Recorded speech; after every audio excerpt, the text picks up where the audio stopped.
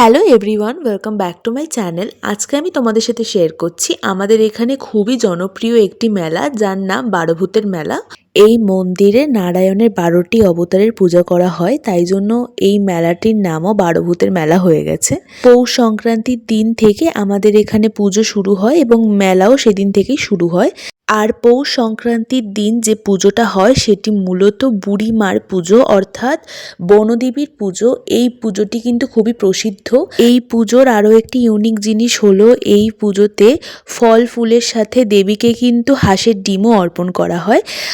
যার যা মনস্কামনা থাকে সেই মনস্কামনা জানিয়ে তারা হাঁসের ডিম অর্পণ করে, তাই জন্য কিন্তু এই পুজোটা আরও প্রসিদ্ধ। আমাদের এই মেলাটা প্রায় 75 বছরে পা দিল, তাই আমি এখানে মেলার কিছু ক্লিপস তোমাদের সাথে শেয়ার করে নিচ্ছি। এখানে অনেক রকমের রাইডস আসে, তার সাথে অনেক রকমের দোকান।